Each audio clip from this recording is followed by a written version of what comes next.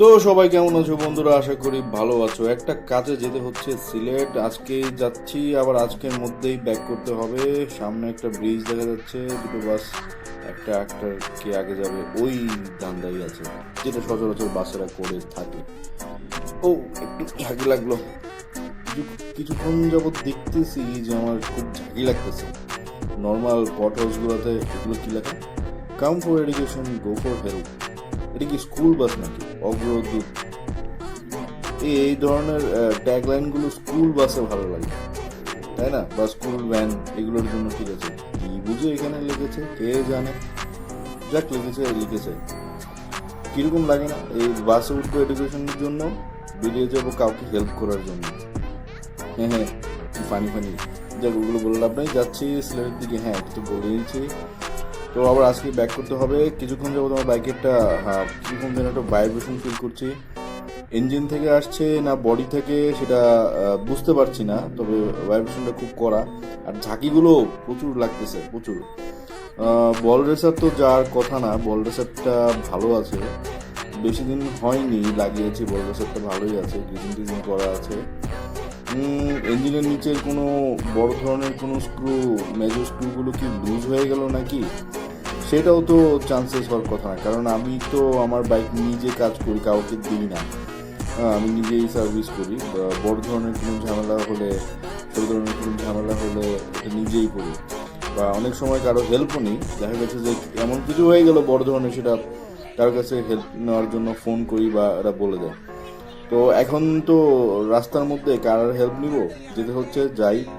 আর রাস্তার মাঝে মাঝে পটহোলসগুলো, পটহোলস মানে খানাখন্দগুলো, এর মধ্যে সামনের চাকাটা পড়লেই হাতের মধ্যে খুব জোরে জোরে লাগছে, প্লাস হচ্ছে পেছনের মেরুদণ্ড খুব ব্যথা করছে। এমনিতে গাড়িটা, এই বাইকগুলো খুব লিন হয়ে চালাতে হয়, তার মধ্যে এই খারাপ রাস্তা, ঝাঁকিগুলো খুব জোরে জোরে লাগছে, কেন বুঝি না। আর যত স্পিড উঠছে ততই ভাইব্রেশনটাও বাড়তেছে। কেন এরকম হচ্ছে? হঠাৎ করেই এই জিনিসটা হচ্ছে। আমি 1 ঘন্টার উপরে চালাচ্ছি বাইকটা, তখন হঠাৎ করে এই লাস্ট 20-25 মিনিট হয়ে গেল, তখন থেকে এই দেখা যাচ্ছে। আর ঝাঁকিগুলো কি লাগছে! তো অয়েল সিল কাটার কথা না, অয়েল সিলগুলো দেখতে পাচ্ছি। একটা জিনিস ফিল করতেছি, আমি ফার্স্টে ভাবছি যে হয়তো অয়েল সিল চলে গেছে।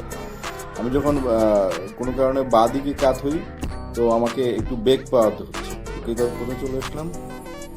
ও আচ্ছা, সামনে এখানে একটা ব্রিজ আছে। হ্যাঁ, যখন আমি বাঁ দিকে স্টিয়ারিং ঘুরাচ্ছি, যে বাঁ দিকে, তখন কিন্তু আমাকে নিজে নিজে ঘোরাতে হচ্ছে, বা নর্মাল নর্মাল। কিন্তু যখন আমি ডান দিয়ে কাত হচ্ছি, ডান দিকে ঘোরাতে যাচ্ছি, একটা জিনিস খেয়াল করছি যে স্ট্যান্ড আমাকে নিজে নিয়ে যাচ্ছে। এটা 56-1। আচ্ছা, যদি ডান দিকে ঘুরতে যাচ্ছি, তখন আমার হ্যান্ডেলটা নিজে নিজেই ঘুরতেছে, মানে আমার অত এফোর্ট লাগছে না আর কি, ওটা নিজেই ঘুরতেছে। তো কেন সেটা বুঝি না। অনেক সময় অয়েল সিল কেটে গেলে এটা হয়, তবে আমার এখানে অয়েল সিল কাটে নাই, অয়েল সিলটা আর কি লিক করে নাই। তো কেন হচ্ছে তা জানি না।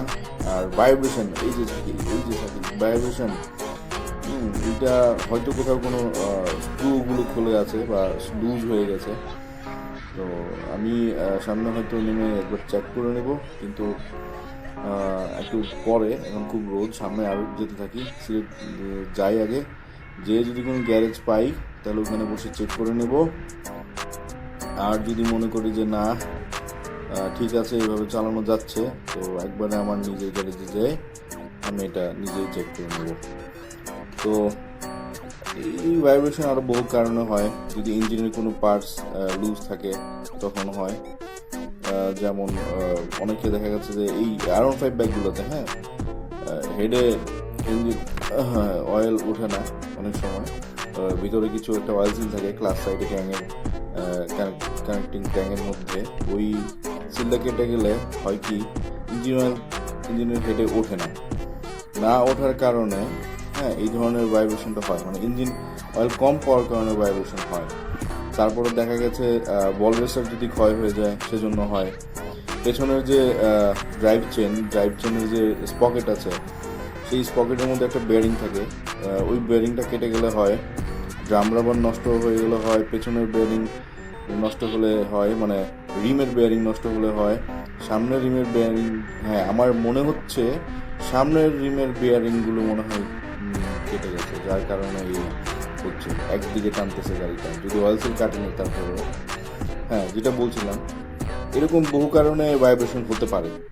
তো ভাইব্রেশন নিয়ে গাড়ি চালানো, আর্মি গাড়ি, ভাইব্রেশন নিয়ে গাড়ি চালানো, তারপরে এরকম একটা লিন হয়ে চালাতে হয় স্পোর্টস বাইক, ভাইব্রেশন খুব খারাপ, মানে হাতটা একদম ঝ্যাংরা লেগে যায়, ঝ্যাংরা লেগে যায়, চালাতে ইচ্ছা করে না, কেমন হাত যেন অবশ হয়ে আসে। তো যাক, এগুলো নিত্যদিনের সঙ্গী, সবসময় হাত ব্যথা করে এই বাইক চালালে কিছু করার নেই। এই ঝাঁকিটা খুব বাজে, নদীটা সুন্দর লাগছে। তো যেটা বলছিলাম ভাইব্রেশন, হ্যাঁ আবার যদি দেখা গেছে যে এই যে ভাঙা রাস্তা না, এর যে পটহোলসগুলোর মধ্যে যে চাকাটা বারবার পড়তেছে, ভালো স্পিডেই কিন্তু পড়তেছে, যদি ওই স্পিডের কারণে সামনের রিম বা পেছনের রিম যদি বেঁকে যায়, মানে চাকার যে রিমগুলো আছে, রিম যে যেটাই বলুক, ওইটা যদি একটু টাল হয়ে যায় বা বেন্ড হয়ে যায় কোথাও, তো ওই ক্ষেত্রেও এই ধরনের হইতে পারে, মানে ভাইব্রেশন হতে পারে। আবার যদি টায়ার, পেছনের টায়ার বা সামনের টায়ার পুরনো, একটা সাইড উঁচু হয়ে আছে, কোনো একটা সাইড চোখে বোঝা যায় না উঁচু হয়ে আছে, ওই রকম টায়ারের কারণেও টায়ারটা যখন এই রাস্তার মধ্যে রোল করে, তখন কিন্তু এদের থেকে একটা ভাইব্রেশন তৈরি হয়। তো ভাইব্রেশনের জন্য অনেক অনেক কারণ থাকতে পারে, এটা কোনো না। তো চলে এলাম দেখতে দেখতে সিলেট। তো এখন হচ্ছে ক্যামেরাতে খুব চার্জ কম, জানি না ফিরতে পথে ভিডিও করতে পারবো কিনা। অবশ্য আমি ফিরবো 5টা-6টা নাগাদ রওনা হবো এখান থেকে, আশা করি 10টা-11টার মধ্যে পৌঁছে যাব। তো যদি ভিডিও করতে না পারি তো দুঃখিত, কার বাইক নষ্ট হয়েছে, বাইক চালাটাও খুব খারাপ। তো হ্যাঁ, আর এই যে গাড়ি সিলেটে এরকম প্রচুর, হ্যাঁ পুরানো আমলের 90s 80s এর গাড়িগুলো অনেক, এই সিলেটে এখনো এই গাড়িগুলো চলে, দেখতে পাচ্ছেন 111, 90, 100 এগুলো চলে সিলেটে এখনো চলে। আর হচ্ছে হ্যাঁ, যেটা বলছি ভাইব্রেশনের কারণটা এটা দেখতে হবে, এখন বলা যাচ্ছে না। আমার সন্দেহ হচ্ছে যে এটা কোনো একটা বেয়ারিং কেটেছে, আমার মনে হচ্ছে যে আমার ফ্রন্ট হুইলের বেয়ারিংটা কেটেছে, কারণ আমি অত বড় কোনো গর্ত বা অ্যাক্সিডেন্ট হয় নাই যার কারণে আমার রিং ব্যান্ড হইতে হবে বা হয়ে গেছে, বা আমার অয়েল সিলও কাটে নাই, স্টিকও ব্যান্ড হয় নাই, টিতেও কোনো সমস্যা না, বল রেসেরও কোনো সমস্যা না।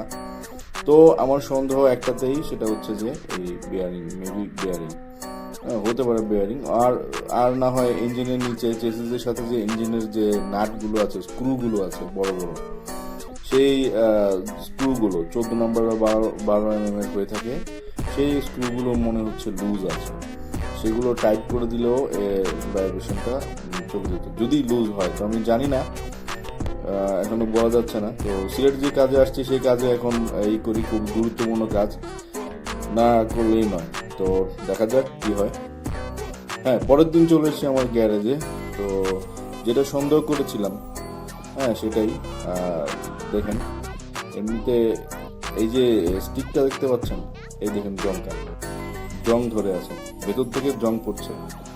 এই জংয়ের কারণেই বোঝা গেল যে ওর বেয়ারিংটা কেটেছে। জংগুলো হচ্ছে বল থেকে এসছে, বেয়ারিং এর বলগুলো, ওগুলো জং পরে হয়ে গেছে। দেখেন কত কাদা, মাটি লেগে আছে।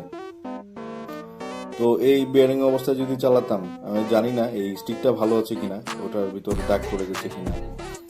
তো এটা এখন খুলে দেখতে হবে। তো খোলার জন্য এই পাশে 90 mm এর একটা নাট আছে, সেটা খুলে হুইলটাকে, চাকাটাকে বের করতে হবে।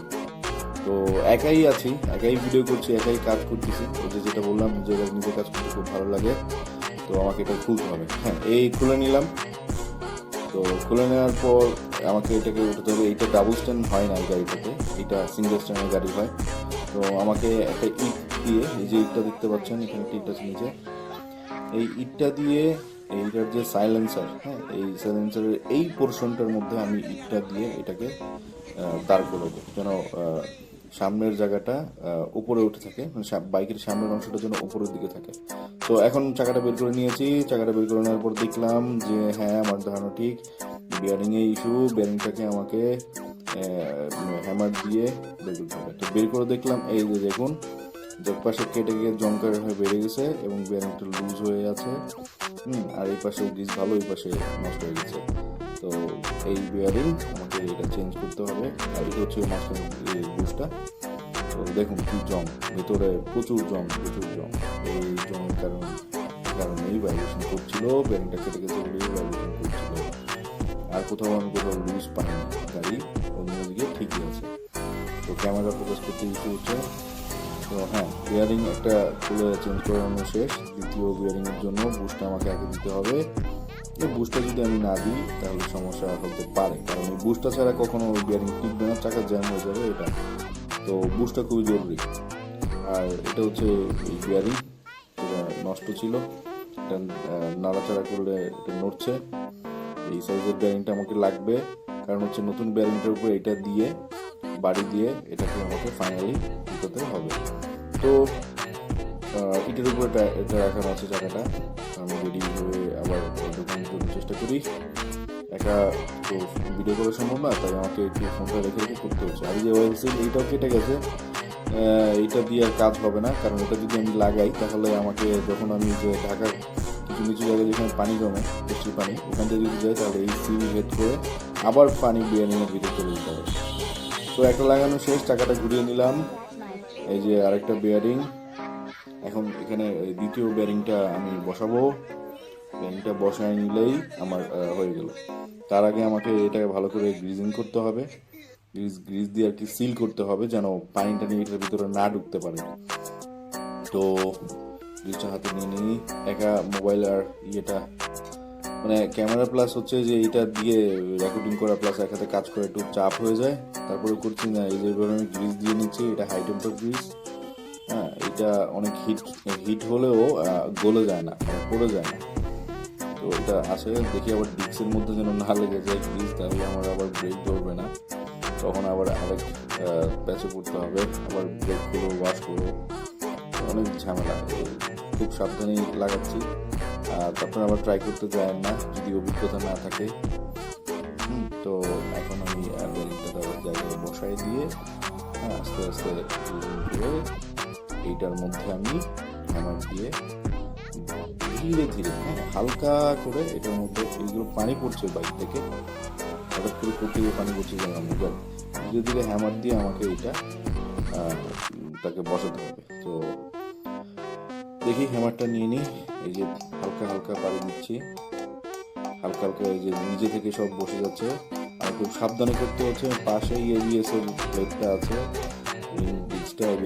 এটার মধ্যে। তো এখন সবকিছু ঠিক আছে, বাইক আর এদিকে ওদিকে টানছে না, সুন্দর চালাতে পারছি। ওয়াশ করায় নিলাম, এটা ওয়াইফাই আছে এই জায়গায় অবশ্য। ওয়াশ করায় নিলাম, এখন আশা করি চালাতে খুব ভালোই লাগবে। সবাইকে ধন্যবাদ ভিডিওটা দেখার জন্য।